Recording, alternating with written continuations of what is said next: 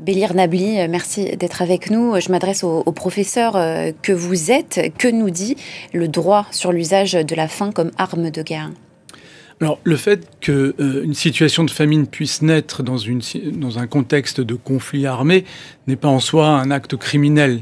Le problème, c'est le fait que la famine à laquelle on assiste à Gaza procède d'une stratégie militaire. Elle est recherchée, de facto. Et en soi, on a affaire donc à un crime de guerre qui nourrit un peu plus l'hypothèse d'un génocide. C'est-à-dire que si on reprend notamment la première ordonnance qu'a rendue la Cour internationale de justice, qui a été saisie par l'Afrique du Sud contre Israël, et avec l'hypothèse suivant laquelle un crime de génocide était perpétré contre les Palestiniens de Gaza, il y a expressément cette référence non seulement à une situation de blocus, mais également au risque de famine qui risquait de participer à la commission du crime de génocide. Or, en n'ayant pas pris de mesures contre ce risque de famine, les Israéliens, mais également leurs alliés, ont participé à la réalisation du crime de génocide qui, de facto, ne cesse de prendre en consistance en tant qu'hypothèse juridique. Donc voilà, c'est le fait que la famine constitue manifestement une arme de guerre qui représente en fait le problème du point de vue du droit international, c'est-à-dire le fait qu'on a affaire à une stratégie militaire cynique qui ne prend pas en considération ce qui est structurant en droit international humanitaire, à savoir la distinction entre les combattants et les civils. Et là, ce qui caractérise finalement l'offensive militaire israélienne depuis le 7 octobre, c'est cette indifférenciation. Les civils, d'ailleurs, de facto, représentent l'essentiel des victimes des bombardements indiscriminés, ou de la catastrophe humanitaire à laquelle nous assistons. Et d'ailleurs, c'est l'expression qui peut être un peu dérangeante, catastrophe humanitaire, comme s'il s'agissait finalement d'un phénomène naturel, vous savez, comme si la situation à Gaza procédait finalement, oui, d'un phénomène naturel. Non, elle procède d'une volonté politique et d'une intervention humaine sous une forme armée. Et c'est en cela qu'on a affaire à des crimes internationaux qui peuvent relever à la fois des crimes de guerre, crimes contre l'humanité, voire d'un génocide. Alors, que répond Israël? Bonjour, très cher Rami. Hier, au moins 20 personnes ont été tuées dans 2 bombardements israéliens successifs sur l'hôpital Al-Nasser. Parmi les victimes, 5 journalistes qui travaillaient pour des médias internationaux. Un sixième reporter a été tué ce lundi par des tirs israéliens près de Khan Younes, selon le syndicat des journalistes palestiniens. Jamais un conflit n'a décimé autant de journalistes. Rami, les bombardements se poursuivent encore ce matin. Quels sont les derniers développements et comment continuer à exercer votre métier dans ces conditions? Ça devient notre quotidien, ces bombardements et ces massacres, et justement, il faut continuer à travailler. On est tous, non seulement des journalistes, mais tout le monde dans la bande de Gaza, on est tous condamnés à mort, mais c'est juste en temps, chacun attend quand est-ce que ça va être l'heure et la date de l'exécution et la façon d'être exécuté. Surtout pour nous, les journalistes, on sait très bien qu'on est vraiment une cible et ça devient notre ciblage intentionnellement. Et donc, on continue de travailler. Cette nuit, malheureusement, depuis ce matin jusqu'à l'heure actuelle, il y a plus de 30 morts, 30 personnes ont été tuées, des familles entières ont été décimées.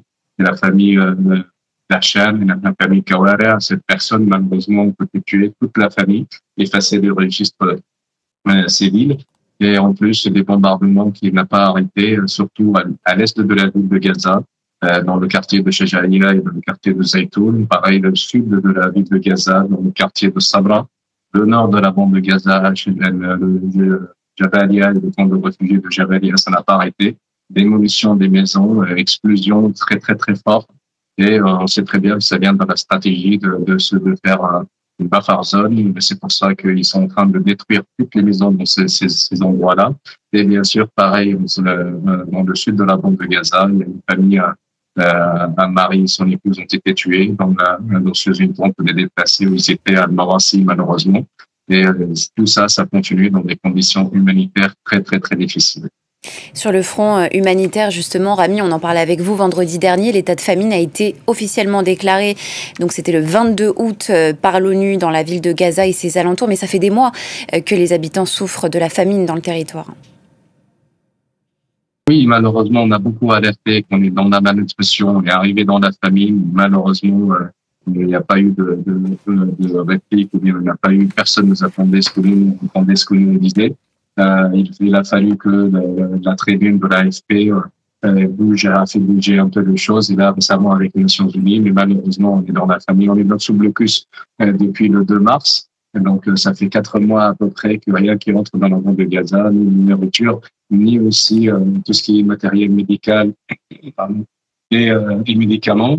On est presque tous dans la malnutrition et les plus vulnérables d'entre nous, les enfants, les personnes âgées, ils sont dans la famine malheureusement.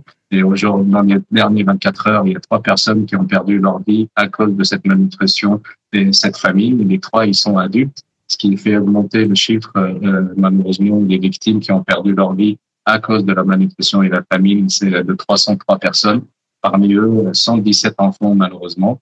Et malheureusement, le chiffre, le bilan, ça peut alourdir parce que pour le moment, l'aide humanitaire qui entre n'est pas suffisante. Cette aide qui n'est pas suffisante et en même temps, il n'y a pas de médicaments qui entrent et normalement, ce genre de malnutrition, pour le soigner, il faut des médicaments, il faut des cliniques spéciales. Mais malheureusement, on n'a pas ça pour le moment et c'est pour ça que le bilan, ça peut alourdir au fur et à mesure. L'un des arguments invoqués par Israël pour justifier cet empêchement, c'est que l'aide humanitaire serait déployée par des membres du Hamas. Parmi la réponse israélienne que vous évoquiez tout à l'heure, Mélina, elle se fait donc sur plusieurs niveaux. Il y a aussi celle, je cite, d'une orchestration d'une campagne antisémite. Ça, c'est un des arguments évoqués par le Premier ministre Benyamin Netanyahou pour rejeter en bloc le constat humanitaire à Gaza. Comment analyser un tel argument? D'abord, ce n'est pas la première fois que cet argument est mobilisé par Israël pour neutraliser toute critique à l'encontre de sa politique, soit en Cisjordanie, soit à Gaza, y compris à l'endroit de responsables onusiens. Benyamin Netanyahou a déjà accusé des responsables de haut niveau de l'ONU ou à l'ONU d'être des antisémites. Le président de la République française, Emmanuel Macron, fait à son tour l'objet de ce type d'attaque, puisque d'après une déclaration récente de ce même Premier ministre, président français, nourrirait, de par sa position sur la reconnaissance de l'État palestinien, le phénomène antisémite. L'ambassadeur des États-Unis à Paris est convoqué précisément par l'exécutif au regard de ce type d'accusation également. Bref, en vérité, l'orchestration à laquelle on assiste relève précisément d'une volonté de mobiliser l'argument de l'antisémitisme pour neutraliser toute critique de l'État d'Israël. On ne peut que condamner, je pense, moralement et politiquement ce type de stratégie parce que la lutte contre l'antisémitisme mérite mieux. C'est un phénomène grave en soi et qui devrait échapper à toute instrumentalisation dès lors qu'il n'y a pas matière. On ne peut pas considérer que le président de la République française soit antisémite ou participerait à une politique... Ou même l'ONU.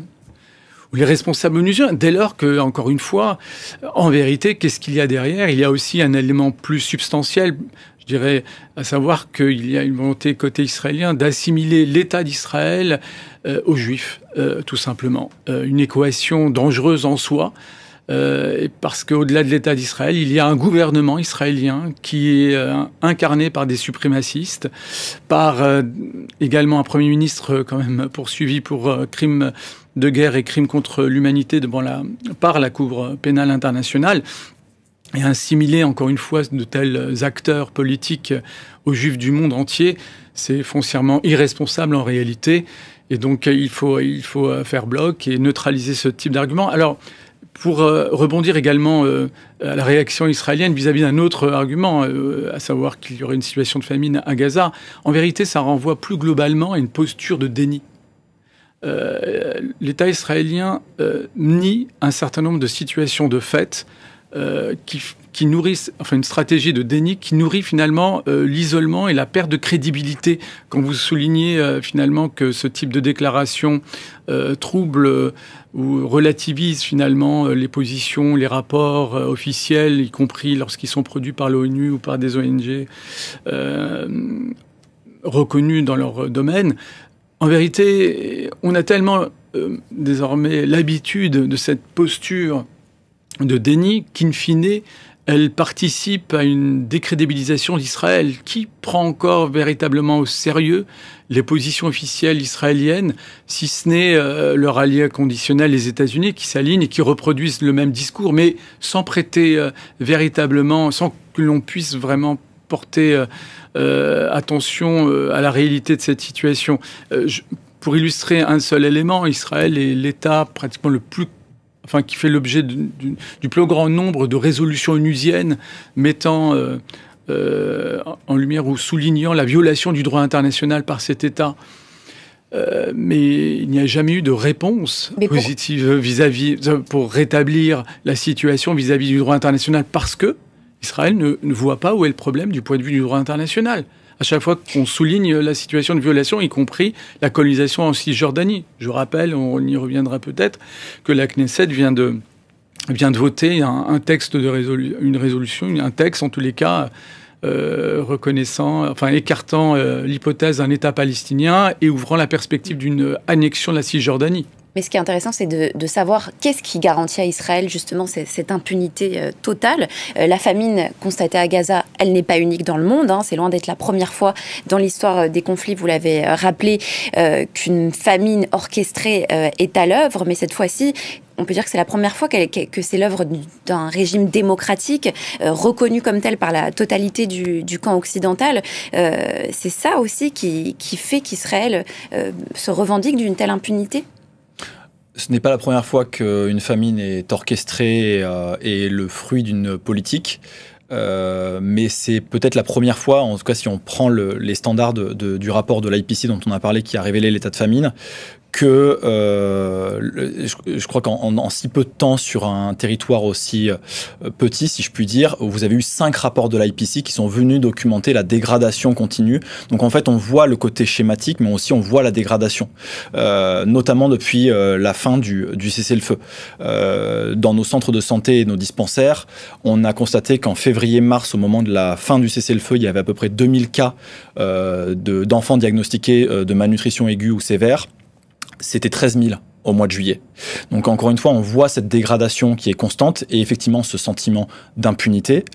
Nous, ce qui nous intéresse en tant qu'humanitaire, c'est de savoir où est-ce qu'on va aller, quelle est la porte de sortie, quelles sont les négociations pour pouvoir avoir non seulement accès aux personnes et effectivement, ce qui est aussi important de rappeler à vos téléspectateurs, c'est qu'en fait, paradoxalement, on continue à être opérationnel sur place. Les ONG, les organisations humanitaires, en particulier palestiniennes, les organisations de l'ONU continuent de travailler. On a des centres d'éducation temporaire, on continue de faire de la vaccination de contrôle, mais effectivement, on nous empêche de faire notre travail et cette fondation humanitaire pour Gaza, qui est aussi une politisation accrue du système de l'aide humanitaire, nous empêche de le faire. Je rappelle sur votre plateau qu'il y a 1650 personnes qui ont été tuées en attendant dans des files de distribution alimentaire. Ce qui montre que cette politisation de l'aide humanitaire, elle est avant tout inacceptable, mais elle est aussi contre-productive. Enfin, elle vient démolir aussi un narratif qui consiste à dire « nous faisons le boulot à la place d'eux ». Non, en fait, le système humanitaire sait s'autogérer, en particulier grâce aux partenaires palestiniens. Mais effectivement, la question sur le long terme, pour en revenir à votre question de la redevabilité, de la responsabilité juridique, elle appartient avant tout aux États. Et je rappelle aussi en tant qu'humanitaire que le droit international humanitaire, c'est pas seulement respecter le DIH, c'est aussi faire respecter. Et il y a une responsabilité de la part de l'ensemble des États, dont la France, lorsque l'on dit qu'un état de famine est en cours et que cette famine, elle est créée par l'homme, ça veut dire que c'est simplement une arme de guerre qui est proscrite en DIH. Ça veut dire qu'en fait, les États ont l'obligation juridique et éthique de faire tout ce qui est en leur pouvoir pour faire cesser cette situation. On a eu une conférence ministérielle sur la solution à 2 États il y a un mois. Il y a un activisme politique et diplomatique qui est en cours. Est-ce que ça a les effets escomptés d'un point de vue humanitaire? Non. Ça veut dire que tous les leviers n'ont pas été actionnés. Et pour le coup, l'UNICEF appelle la France mais aussi l'ensemble des États, à utiliser tous les leviers diplomatiques et politiques, et il n'appartient pas à l'UNICEF de juger à savoir lesquels, mais pour renverser cette tendance, parce qu'encore une fois, tout se joue dans les heures et les jours et les semaines qui suivent, parce que des enfants meurent de faim tous les jours aujourd'hui à Gaza. Et pourtant, Israël poursuit à chaque heure ces combats, à pilonner l'enclave, justement. Quelle responsabilité, qui la porte, cette responsabilité pénale de l'état de famine dans la bande de Gaza, qui est donc considérée comme un crime de guerre par les conventions de Genève de 1949, qui ont été signées par à peu près tous les États? Alors, en fait, sur cette question de l'impunité, peut-être un élément de nuance. Vous avez quand même, il faut le rappeler, des procédures judiciaires internationales qui ont été engagées devant la Cour pénale internationale, mais aussi devant la Cour internationale de justice. La Cour internationale de justice a ouvert une instruction à l'encontre d'Israël suite à la saisine de l'Afrique du Sud, qui considère que le comportement, les actes commis par Israël à Gaza relèvent du crime de génocide. Donc l'affaire suit son cours. Il y a eu déjà un certain nombre d'ordonnances qui ont été prises en ce sens afin d'éviter que le génocide ait lieu. Le problème, c'est qu'aucun acte demandé, exigé par la Cour internationale de justice pour que le risque de génocide ne se traduise pas en fait, aucun acte n'a été pris, ni par Israël, ni par ses alliés, notamment lever le blocus et éviter la famine. Donc c'est en ce sens que, finalement, le risque de complicité qui était entre les lignes de votre intervention devient de plus en plus consistant et représente un risque également judiciaire pour des États comme les États-Unis et les alliés d'Israël, dont les Européens. Donc, vous avez d'abord Israël qui est poursuivi devant la Cour internationale de justice, et vous avez le Premier ministre israélien, notamment, qui est poursuivi devant la Cour pénale internationale pour crimes de guerre et crimes contre l'humanité. Donc, il n'y a pas d'impunité.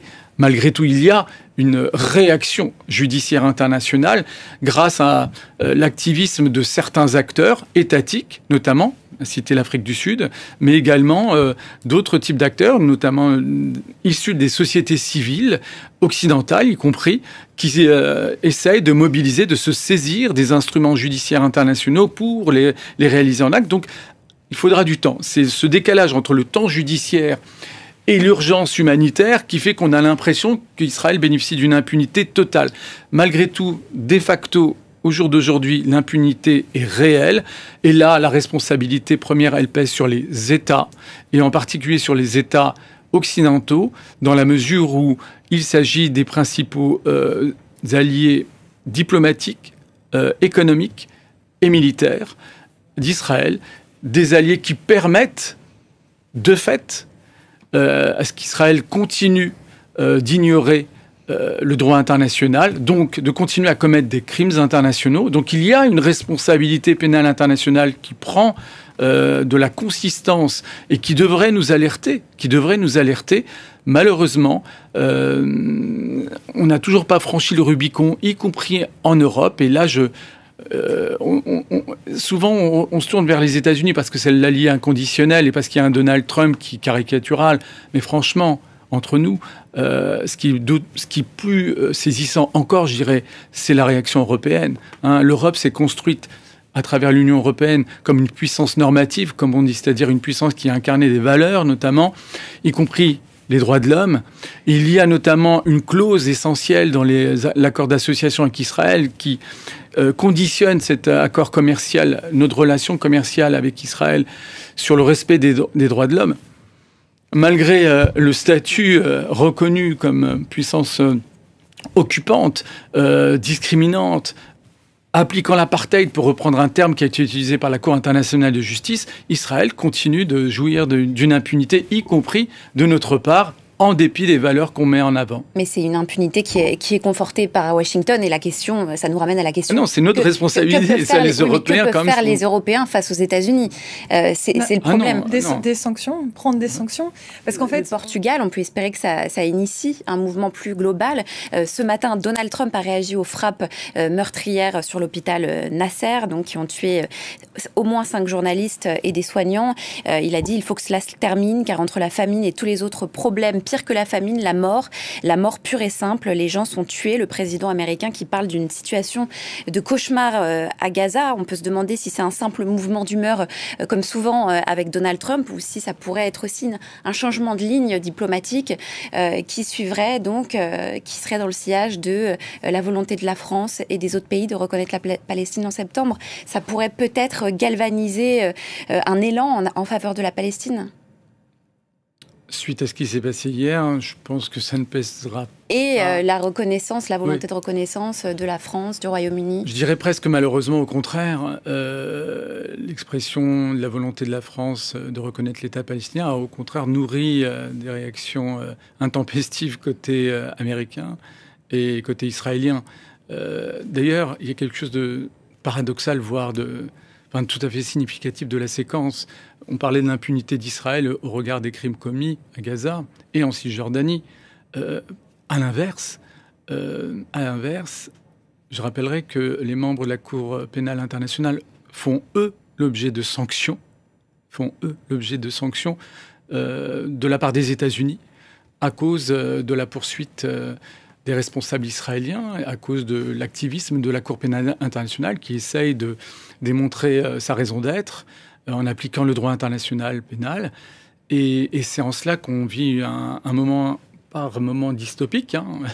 Ceux qui sont sanctionnés sont ceux qui essayent d'appliquer le droit international et pas l'inverse. Et ceux qui le violent continuent de bénéficier de l'impunité. Voilà vraiment quelque chose de tout à fait significatif. Et je dirais presque même sur le plan politique, en dépit des images quotidienne, continue, en dépit d'une réalité difficilement contestable de la situation à Gaza et en Cisjordanie. Il n'est pas si aisé, également sur le plan politique, de mobiliser le droit international, d'en appeler finalement une forme de justice à l'endroit du peuple palestinien. C'est une pesanteur. Encore une fois, regardez le président Macron qui fait face désormais à des attaques d'une extrême gravité, alors même qu'on l'a considéré du point de vue du débat public comme l'un des présidents les plus pro-israéliens de la Ve République. Cela n'a pas empêché les attaques auxquelles il fait face. Donc, elle est là, la réalité, en vérité. Il y a en face les Palestiniens font face à un rapport de force et à un monde qui se caractérise par la marginalisation du droit international et à la marginalisation également de valeurs sur lesquelles s'était construit l'ordre international post-Seconde Guerre mondiale. Et ils en sont les premières victimes. En fait, on voit bien, à travers ce qui se passe à Gaza comme en Cisjordanie, que les massacres commis par le Hamas le 7 octobre ont été perçus par un certain nombre de responsables israéliens comme une opportunité historique de réaliser leur projet messianique de Grand Israël, tout simplement. Une opportunité de manière cynique, et ça s'est exprimé assez rapidement, ça date pas d'hier, ça s'est exprimé assez rapidement, et finalement, d'une certaine manière, le Premier ministre Benjamin Netanyahu lui-même vient de reconnaître qu'il était animé par ce projet de Grand Israël, qui en soi déstabilise, ou est de nature à déstabiliser toute la région, puisqu'il remettra en cause les frontières avec ses voisins et l'intégrité territoriale de ses voisins. Donc c'est à cela auquel on est confronté. Et vous avez tous souligné finalement la portée à long terme de ce conflit sur les corps et les âmes côté palestinien. Je pense que côté israélien aussi. Je veux dire que là, je pense qu'un certain nombre de fictions vont être déconstruites, notamment l'argument de la démocratie israélienne. Franchement, c'est un argument d'autorité qui est systématiquement opposé dès lors qu'on critique notamment la politique menée par tel ou tel gouvernement, celui-ci, mais également les précédents. Et lorsqu'on constatera, malheureusement, une fois que Benjamin Netanyahou sera tombé, qu'en vérité, fondamentalement, rien ne sera remis en cause, notamment du point de vue de la colonisation de la Cisjordanie. Je ne me permettrai pas de rappeler le rapport de force politique qui a permis le vote de la résolution à la Knesset actant l'annexion de la Cisjordanie, en tout cas la volonté d'annexer la Cisjordanie, en 70 contre 13. On est très loin de l'idée suivant laquelle Israël serait mené par une minorité d'extrémistes, alors que finalement il y aurait une majorité consciente, démocrate, etc. Il y a un mouvement de fond animé par un projet messianique et qui, malheureusement, nourrit également des perspectives bien sombres pour l'État d'Israël. Mais qui est rejeté par une partie de la population israélienne. Il y a l'un des leaders de l'opposition qui appelle justement à la formation d'un nouveau gouvernement pour chasser les 2 ministres d'extrême droite. Mais qui ont voté une opposition qui a voté la résolution. Voilà, c'est la fin de ce débat. Israël en toute impunité. On a eu beaucoup d'éléments de réponse pendant ces 46 minutes. Merci pour votre attention. L'actualité revient à 11h heure de Paris. Restez avec nous.